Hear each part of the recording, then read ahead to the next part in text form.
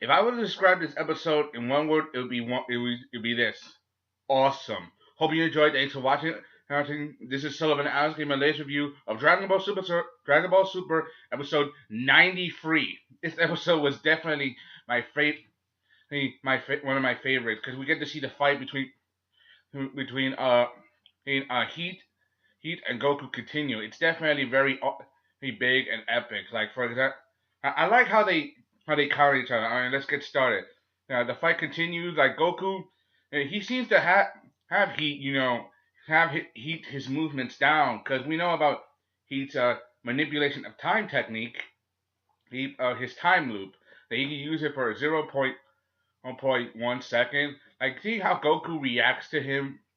I mean, Goku he does his best. He see through his technique. Like for example, from what he saw with Vegeta, he seen through Vegeta and his fight, so he knows how he movements are and how he works. I mean, Goku's the kind of person who thinks best under hard situation when it comes to him and his fighting. I mean, fighting is second nature to him. He's a Saiyan, so it makes sense. Seeing how he handles this, it's definitely, you know, very very good. It definitely the fight does drag on a little bit. I mean, you can see how they match each other move for move, how they go with each other, at each other. Things seem to change, but that is until you know he seems it's time for improvement. Like, what is that? Like, man, you said movement. At first, you no, I mean, at first he starts by looks like he's trying to power up, but we have no idea what he does. It doesn't look like his form changed in anything. Like there's no change or any difference. From what I can see, it looked like his scratch is gone. The scratch he had on his face, but they're not focusing on the scratch. It seems that, and it looks like his scratch is gone. It's improved, but when Goku he seems to go in, he used to find a way to see what's the difference. And the difference is not only has he has heat powered up, he's also found a way to increase the limit of his time time loop ability by another half a second. Like instead of 0.1, it's now 0.2, and his strength has grown even further than that. And so he's definitely a hard contender. I mean, it doesn't look like his form changed, but he can change his strength and his abilities at will. No, you know how, like, I mean, and he says that your specialty is your sayings have the ability to transform, while for me, my ability is improvement. Like he's basically letting him know that does like does. I mean, the others are basically flabbergasted seeing how well he does it.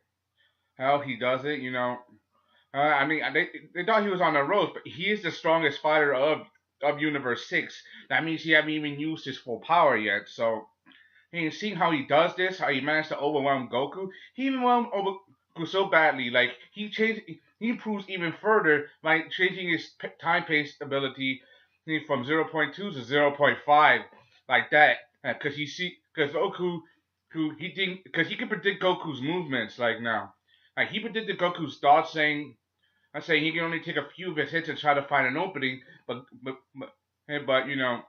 he knocks him down hard on the ground. That's definitely very messed up. I also get the knowledge that there's some kind of sense of honor to Heat. Like, for example, when Choppa asks him to knock him down, to like deliver the final blow and to finish the match, he doesn't do it. He doesn't listen to him. And so to repay that debt, he lets him stand up. Even though Heat is supposed to be the strongest warrior and to be an assassin, it seems there's some kind of honor to him, some kind of code, like a warrior. So it seems that even though Goku may not be, maybe like Goku, even though Goku's not the first opponent he's ever faced, he's not the kind of opponent. He noticed that Goku's not the kind of opponent that he could beat so easily. But it seems that maybe he's gained a bit of Goku's respect. Like, I know that's calling it a long shot, but it seems that Goku, like the more or Goku pushes back against it, the more he tries to see what he's made of. He's not the kind of person who stands down so easily. He even asked him to keep surrendering, but no. But Goku, he just gets back up. Then Goku finally saying that he has a final trump card, which he was gonna use against Beerus someday. And what is this trump card?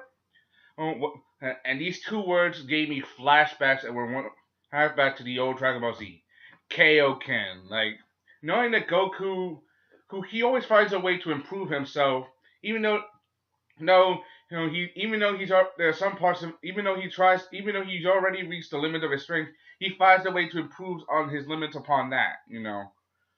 Seeing this now, seeing that Goku now is combining Super Saiyan Blue with Kaioken, it's definitely, really, definitely very, very good. One of the things I gotta note is that Vegeta was fuming because knowing that Goku was able to keep up in heat with heat, he asked himself why. Why? Like it always brings back to Vegeta's, jealousy and motivation. Remember, Goku's his motivation because Goku is always stronger than Vegeta, and you're always one step ahead of me, and that's true. Oh, so he's always trying to show that he's the one who always wants to be ahead of Goku. So, but now that comes to this, Vegeta can't do Super Saiyan 2 with Kaioken. He doesn't even know how to use Kaioken, and we get to see flashback from the original Dragon Ball Z. That's one of the things I love about Super, because we get to see flashback from the old Dragon Ball Z, certain moments, certain key episodes, it's only small glimpses, but I like it, because cause it brings back the memories and nostalgia, for any Dragon Ball Z fan, if you love the original Dragon Ball Z, then I'm telling you're gonna like this series.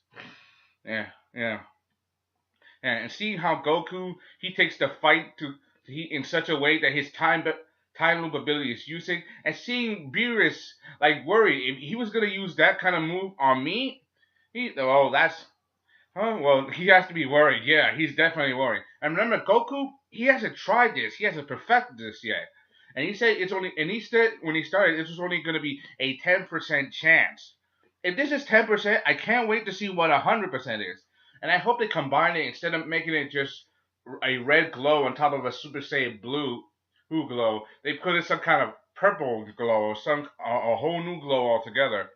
It's definitely very crazy, and he's still not using all of his power.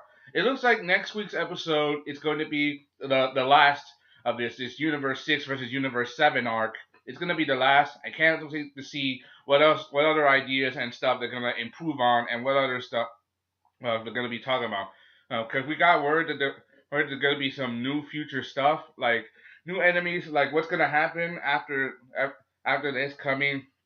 Think about it. Now that they've seen what Universe 6 is capable of, and they're trying to look for the last Super Dragon Ball, are they gonna go to Universe 6? Are they gonna find it, and are they gonna, find the last Dragon Ball and ask what the hell's going on? Huh? What's gonna happen next? Because I can't wait to see. I want them to go into Universe 6 and see if there's any other bad guys or other enemies they want to beat. That's all I gotta say. Or even the other 12 universes. Anyway, that's all I gotta say. Hope you enjoyed. Thanks for watching. Comment, subscribe. Thank you. I love this episode because we get to see that Goku and he going back to back and giving all they got, and Kaioken, that was like the haymaker of my day because I love that flashback to the original DBZ. Anyway, thank you. Hope you enjoyed. Thanks for watching. Give me a comment. Subscribe. Tell me your opinion. What do you think? That's all I gotta say. Thank you, and I love this episode. Peace out. Bye.